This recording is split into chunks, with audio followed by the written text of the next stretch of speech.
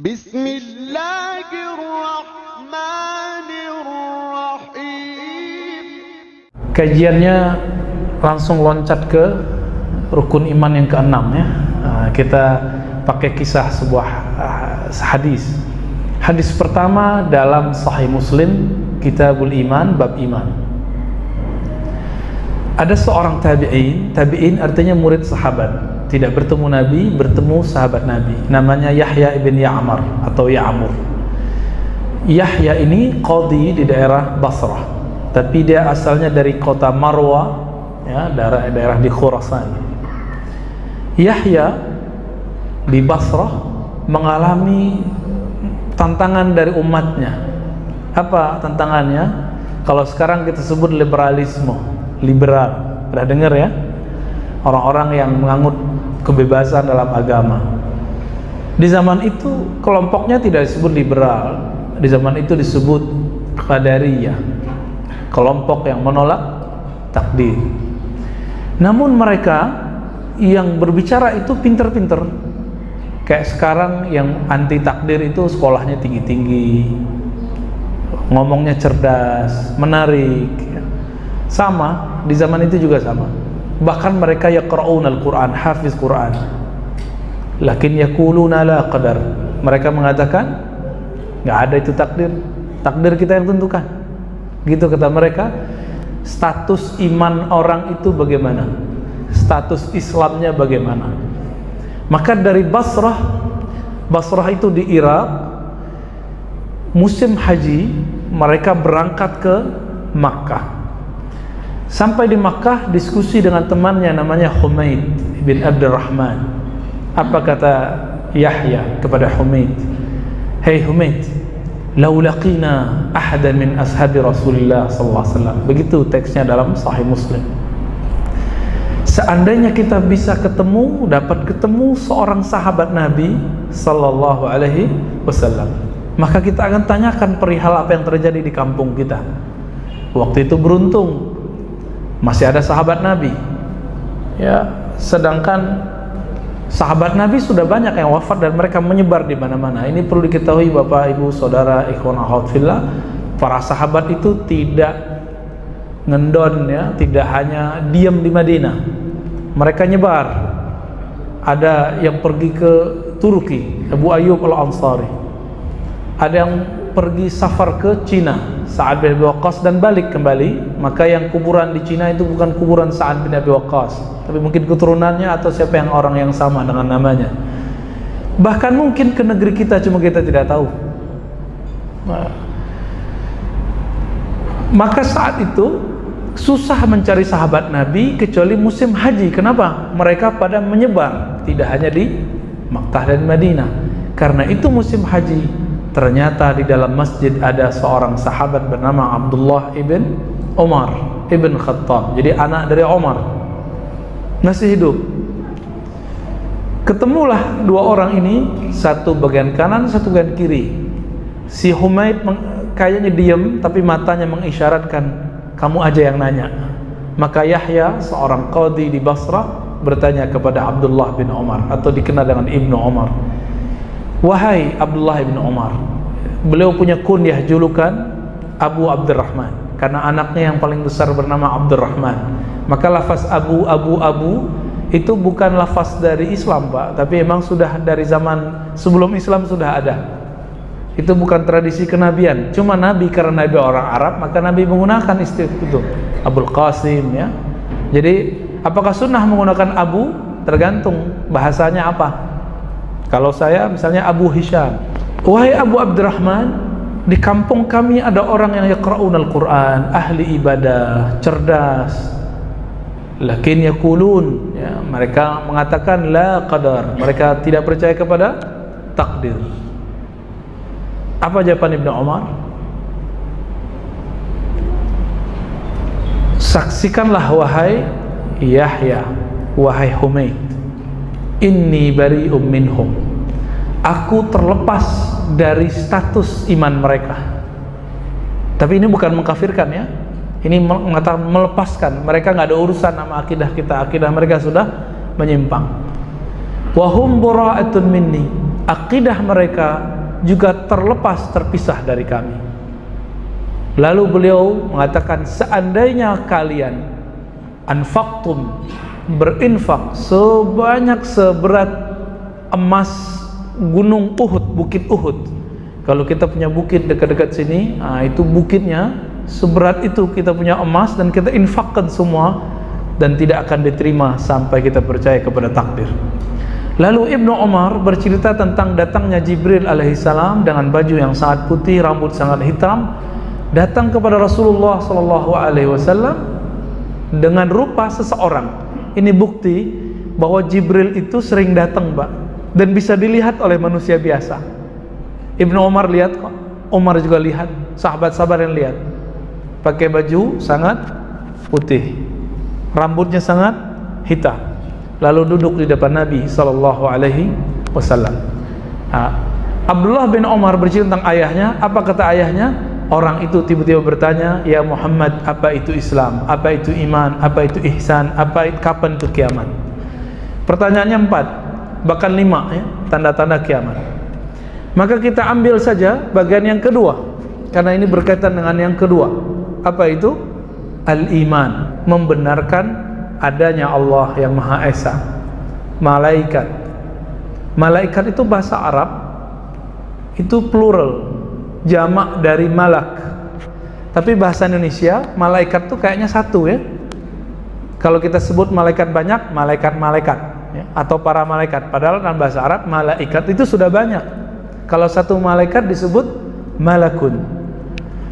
Kemudian kepada kitab suci, para nabi, hari kiamat, dan terakhir an tu'mina bil qadari khairihi wa syarrihi. Nah, ini yang akan jadi pembahasan kita.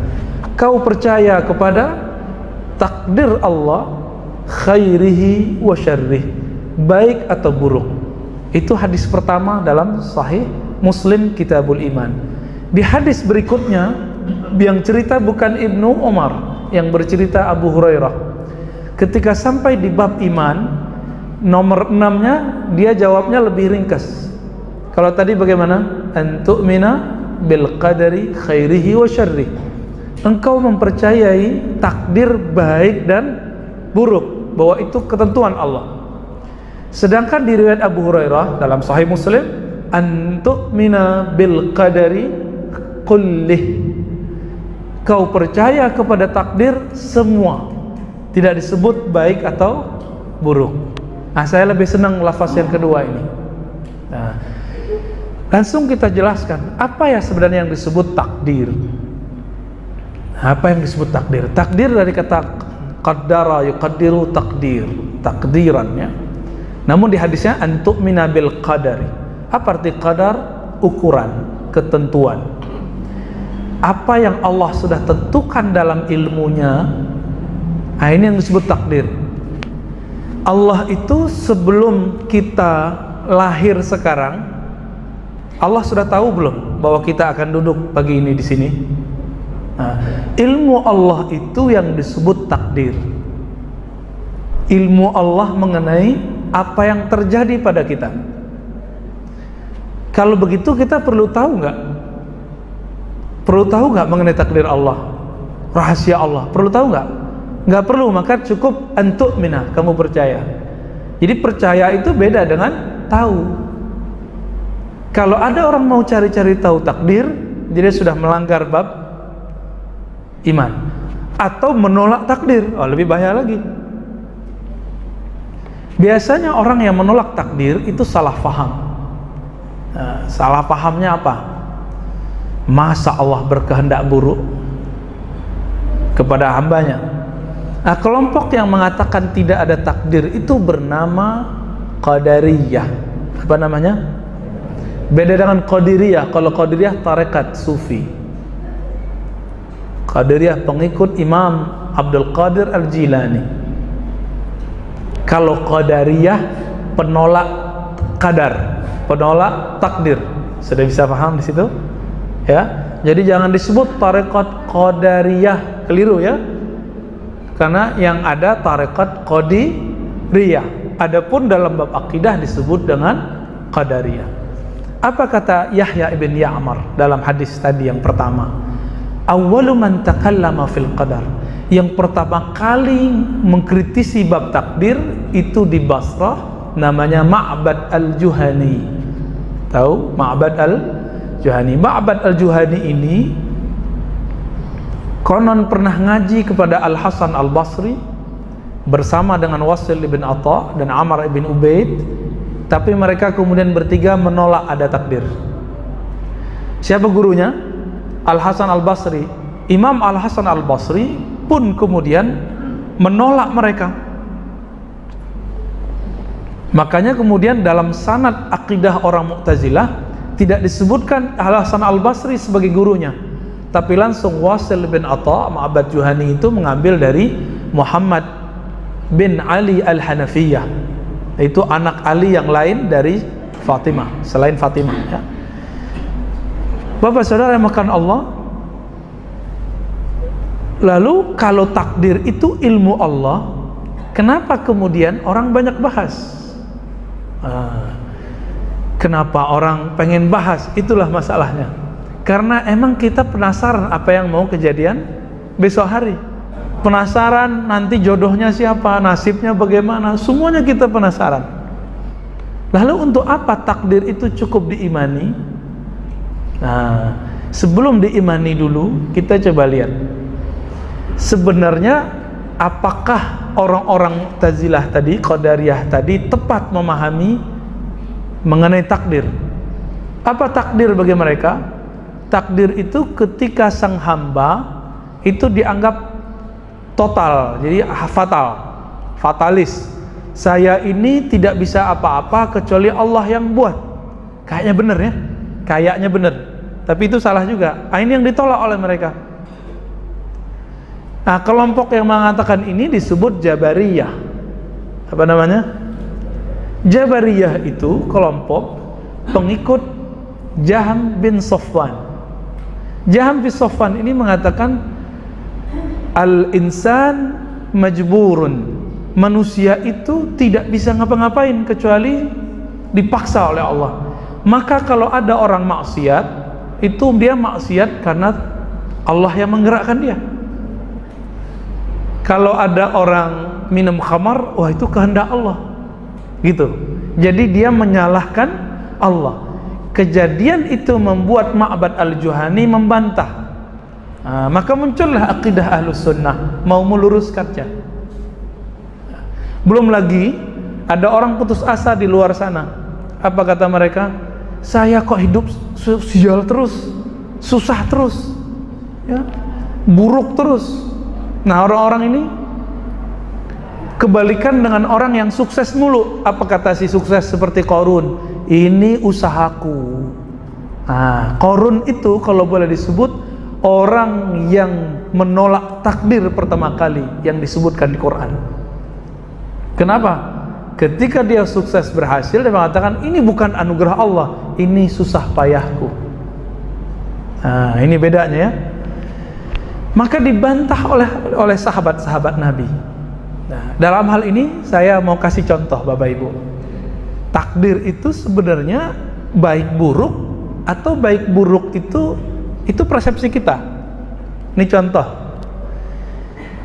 Kalau saya punya toko, Bapak Ibu punya toko, kita samping-sampingan. Ketika toko Bapak Ibu laku, itu bagi saya baik atau buruk? Tergantung persepsi, Pak. Toko saya sepi, toko Bapak Ibu rame. Itu takdirnya baik apa buruk? Takdir siapa yang lagi baik? Takdir Bapak ya? Takdir saya lagi kurang baik. Itu menurut kalau itu yang dimaksud takdir baik buruk, itu salah faham. Ya, itu salah faham.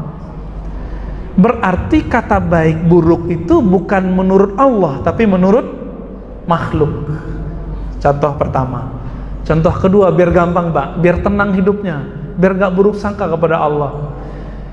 Ada yang dokter gak? Atau orang kedokteran? Kalau saya sakit itu buruk bagi saya, benar nggak? Baik bagi siapa? Dokter, bagi orang yang kerja di rumah sakit, bagi perawat, bagi yang jual obat, bagi yang ngantar kita ke rumah sakit, benar nggak? Tapi bagi keluarga yang sakit, itu dianggap musibah. Baik menurut dokter atau pekerja kedokteran, tapi buruk menurut. Oke, berarti masalah baik buruk di mana? Persepsi, ya. Persepsi, Pak. Kalau saya lagi sakit, tadi gimana? Itu buruk bagi saya, baik bagi dokter. Tapi apakah semua sakit itu buruk? Enggak juga, ya. Banyak sakit itu baik, Pak. Maka Nabi memberikan sebuah penjelasan. Minimal ada 2 hadis. Apa kata Nabi? Ya ajaban li amril mu'min. Sungguh ajib, sungguh luar biasa, menariknya, uniknya nasibnya orang beriman, keadaannya orang beriman. Kenapa? Ini pada beriman kan semua? Ya, beriman kan nih? Ya. Jawab yang kenceng dong. Beriman kan nih? Oke, kayaknya lemes nih, belum makan nih ya. Belum juga musim Ramadan. Nabi mengatakan, kalau mukmin in asabahul khair syakar. Apa yang menarik dari kalimat ini? Ternyata musibah itu dalam bahasa Indonesia kan musibah buruk semua. Tapi dalam hadis, dalam Al-Quran, musibah itu ada baik dan buruk. In asabahu khairun. Jika dia dapat musibah kebaikan, tuh. Apa arti musibah? Musibah bahasa Arab sesuatu yang mengenai kita atau sesuatu yang kita alami. Itu disebut dengan musibah. Jadi nggak mesti buruk. Dalam bahasa Arab kata musibah tidak mesti buruk, tapi dalam bahasa Arab belakangan baru disebut buruk, masaib, musibah. Tapi dalam mustalah Quran, musibah belum tentu buruk. Dalam mustalah hadis, dalam istilah-istilah kenabian, bisa jadi musibah itu baik. In asabahu khairun atau al khairu. Jika dia dapat musibah kebaikan atau jika dia ditimpa kebaikan, dia mendapatkan kebaikan, syakara, dia bersyukur. Orang mukmin itu imannya dibagi 2, Bapak Ibu. Satu syukur, satu sabar. Kalau dia enak terus, imannya baru separuh. Maka perlu ada penyempurnaan iman. Bagaimana caranya? Allah kasihlah musibah keburukan. Maka dikasih in asabahu syarr, jika dia mengalami keburukan, sakit, rugi, ya, makan hati, ya. Bener ya? Bang Danu makan hati nggak? Ketika itu terjadi, ngambek, ya, sedih, gagal, apapun itu yang menurut kita tidak nyaman disebut syarrun, musibah, keburukan. Sabarah, maka dia bersabar. Pilih mana? Senang bersyukur atau susah sabar? Rata-rata kita pilih senang bersyukur, ya. Berarti belum siap imannya sempurna. Ya, kalau mau siap imannya sempurna, Bapak, Ibu, Saudara, ikhwan akhwat fillah, setiap hari kita akan mengalami baik dan buruk. Setiap hari. Maka tidak ada jalannya kecuali 2. Jika baik, syukur. Jika tidak baik, sabar. Baru sempurna imannya. Mengenai sabar itu, tidak mesti sabar itu kita mengalami keburukan. Tapi sebelum keburukan kita alami, maka Allah ajarkan kita untuk hidup susah. Maka nanti beberapa hari ke depan kita akan puasa. Untuk merasakan kemiskinan gak perlu jadi miskin, cukup puasa. Maka kita bersyukur di malam harinya, bersabar di siang harinya. Nah, kembali ke kata sabar tadi, kata qadar tadi, ya. Nabi SAW mengajarkan takdir itu sederhana aja, ilmu Allah udah selesai. Nah, apa di hadis lain? Seandainya, ya, lau ijtama'a qaumun, seandainya sekelompok orang berkumpul ala ayyan fa'uka, ingin memberi manfaat kepadamu sesedikit pun, sesuatu pun, secuil pun, syai'an, ya, maka mereka tidak akan sanggup, la yanfa'uka, mereka tidak akan sanggup memberi manfaat bagimu, illa ma kataballahu lak, kecuali yang Allah telah kataballahu lak, tetapkan bagi. Jadi takdir itu turun brek satu, itu baik semua. Coba kalau nggak ada orang sakit, Pak, fakultas kedokteran itu jadi fakultas sial, ya, fakultas kutukan. Tapi hari ini kan semua kita pengen anaknya mungkin 1, 2, atau yang sudah punya anak nggak kedokteran pengen menantu dokter, ya kan? Kenapa? Karena kesannya orang yang bekerja di kedokteran atau dokter punya fulus banyak, kan begitu. Jadi kita ini mengukur kebaikan itu udah keliru. Bagi kita baik itu duitnya banyak, sehat-sehat terus, gitu ya. Nah, coba kita lihat. Nabi SAW ketika mengatakan, jika orang mukmin itu ditimpa keburukan, dia bersabar. Wasabru khairul lahu, sabar itu baik bagi dia. Artinya musibah itu sebenarnya tetap baik bagi orang yang dapat musibah. Sebenarnya tetap baik, Pak. Saya yakin nih di antara Bapak yang hadir ini ada yang asam urat, ya, ada yang kolesterol, ada yang hipertensi, ya nggak? Ada yang sakit gula, ada yang sakit dompet, ya, macam-macam. Semua itu kita salahkan Allah atau salahkan diri sendiri? Nah, maka dalam bab takdir kita percaya bahwa Allah pasti punya rencana baik. Namun persepsi kita yang berubah. Maka ada adab.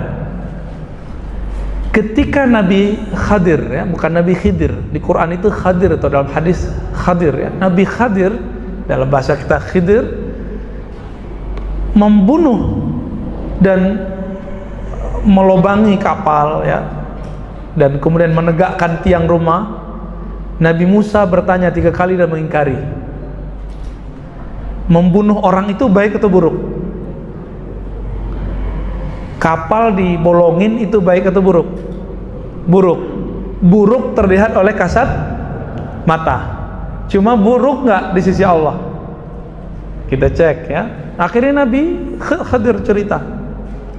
Nah, ini kita ambil satu aja, yang kapal, ya, yang kapal. Kenapa aku melobangi kapal? Karena jika aku tidak lobangi, para nelayan akan pergi berangkat bekerja ke laut, sedangkan di tengah laut sedang ada perompak yang membunuh siapapun yang lewat. Kayaknya gak bener, tapi ternyata lebih bener. Nah, ini ada rahasia di situ. Apapun yang kita rasakan hari ini, yang kita rasa itu buruk, sebenarnya untuk mendapatkan yang lebih baik. Apa kata Imam Ibn Athaillah? Orang yang tidak tahu rahasia kesehatan, nikmat sehat, akan diberi kesadaran saat nikmat sehatnya hilang. Orang yang tidak sadar nikmat Allah itu ada, Allah akan dia buatkan dia sadar ketika nikmat itu tiada. Pilih mana? Sadar saat nikmat itu ada atau sadar saat itu tiada? Nah, coba contohnya, ya. Anak-anak muda nih yang alay-alay milenial ini kan kalau pakai motor nggak pakai helm, nggak pakai helm, nggak pakai jaket, malam-malam ngebut, diingetin sama bapak ibunya, nganggapnya apa? Nggak keren gitu, ya. Anak gaul, tiba-tiba tabrakan, kepalanya kebentur, berdarah, ada retak. Nyesel nggak dia? Nyesel, ya. Jadi kadang-kadang hal-hal yang kita nggak senangi itu justru kadang baik. Maka di Quran kalimatnya umum, walaupun itu tentang ayat perang. Allah mengatakan, asa an tuhibbu syai'an, barangkali siapa tahu kamu senang sesuatu, wa huwa syarrul lakum, tapi itu buruk bagimu. Jadi tidak semua yang kita pikirkan buruk itu buruk. Nah, Kembali ke hadis tadi. Ketika Nabi bersabda, antu'mina, kamu percaya kepada takdir Allah, ketentuan Allah. Allah kapan menentukan dunia ini? Sebelum dunia ini ada. Ya, sebelum dunia ini ada. Karena dia telah menentukannya. Nabi bersabda dalam hadis Imam Tirmizi, jaffat, ya, al-qalam, telah kering tinta Lauh Mahfuz yang mencatat takdir, ya. Jadi sudah nggak berubah lagi takdir. Maka ulama kita membagi takdir jadi dua. Ada takdir yang disebut takdir mu'allaq, yang akan datang disebut mu'allaq. Apa arti mu'allaq? Yang masih digantung. Orang-orang keliru dikira takdir mu'allaq itu bisa dirubah. Enggak, takdir mu'allaq tetap tidak bisa dirubah. Takdir mu'allaq masa depan itu rahasia Allah. Adapun yang sudah terjadi, duduknya kita hari ini di sini, atau kita lahir sebagai orang Melayu, orang Jawa, orang Sunda, orang Minang, orang Batak, orang manapun, itu takdir masih bisa dirubah nggak? Emang ada takdir nggak bisa dirubah, Pak, ya? Masih bisa diingkari? Enggak. Siapa yang menentukan itu semua? Allah. Nah, ini disebut takdir mubram. Mubram itu yang sudah sabit, yang sudah berlalu, tidak bisa kita balik lagi. Satu nafas yang baru lewat, itu takdir Allah, itu nikmat Allah. Namun saya punya makna lain tentang takdir. Antu'mina bil qadari, takdir itu saya artikan nikmat. Engkau percaya kepada nikmat Allah. Kita pakai riwayat Abu Hurairah, kullihi, semuanya. Bahkan dalam keburukan menurut pikiran kita itu ada nikmat di situ. Orang sakit dapat nikmat, Pak. Apa nikmatnya? Sabar. Ya. Orang susah dapat nikmat. Apa nikmatnya? Sabar. Sabar itu bahasa Arab bertahan. Yang sanggup bertahan hidup di dunia itu orang yang ditempa lebih banyak daripada yang tidak ditempa. Oleh karena itu kami dulu kalau di pesantren, kalau ngaji, ya, kalau belajar, itu ada yang disebut riyadhah. Apa arti riyadhah? Latihan hidup sederhana. Maka kalau anak kita khawatir anak kita nggak sanggup menghadapi hidup, santriin dia, Pak. Karena di pesantren ada namanya puasa Senin Kamis, ada puasa Zulhijjah. Kita dilatih untuk mengurangi makan. Contoh lain,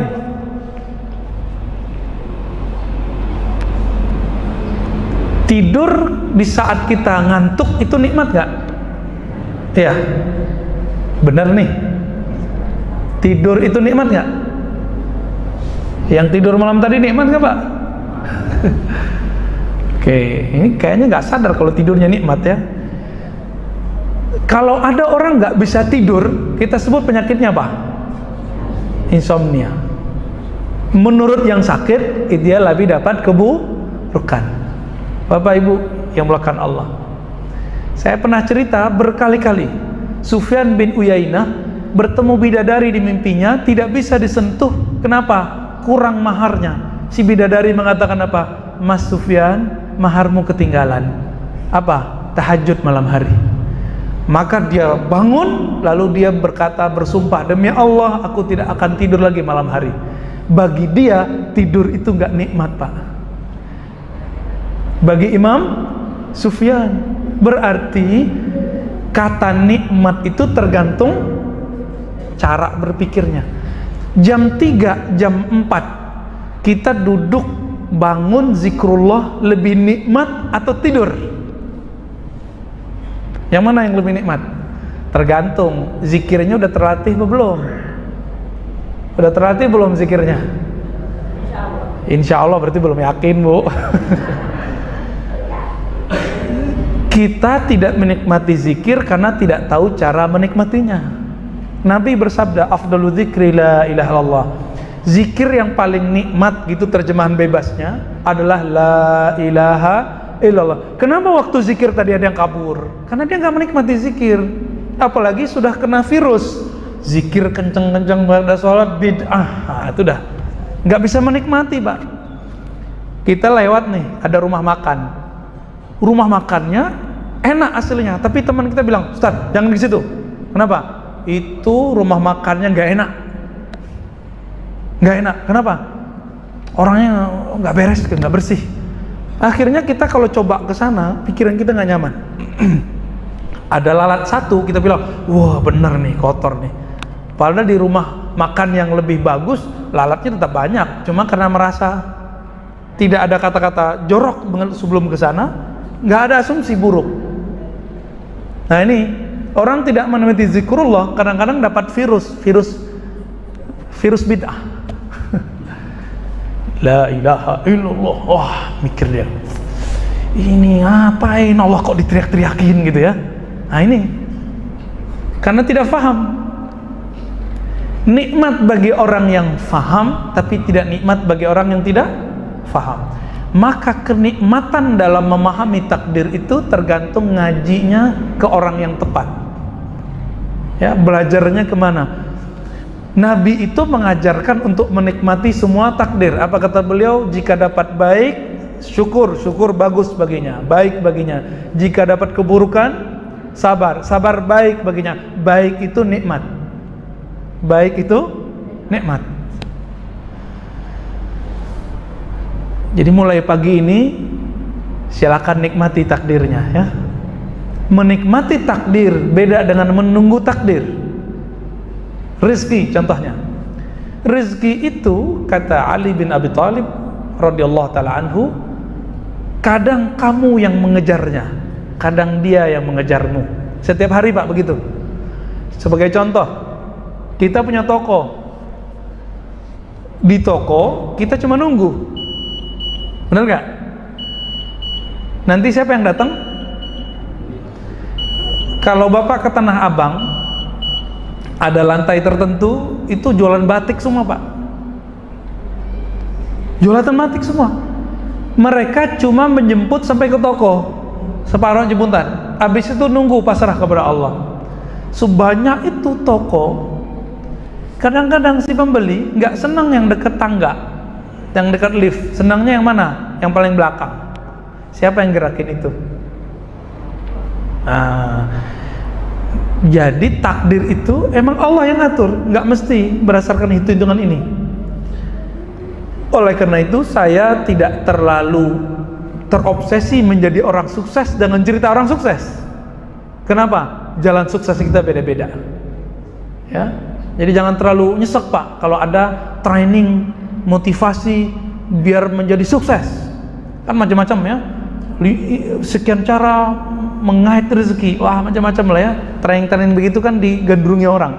Kalau ngaji-ngaji begini kan ya orangnya begini aja ya, separuh masjid paling ya. Tapi kalau training cari rezeki Pak, banyak yang datang. Kenapa? Orang pengen mencari jalan pintas, nggak sabar ya. Nah Bapak Saudara makan Allah, maka boleh kita simpulkan bahwa mengimani takdir itu artinya mengimani, mempercayai ilmu Allah, bahwa Allah telah menentukan sesuatu bagi kita. Baik buruk itu persepsi, tapi di sisi Allah semuanya baik. Jika kita beriman, maka tidak ada kata buruk, semuanya jadi baik ya. Itu akidah Ahlussunnah yang kita yakini dari dulu sampai hari ini. Begitulah Rasulullah, begitulah para sahabat. Innallaha wa malaikatahu yusalluna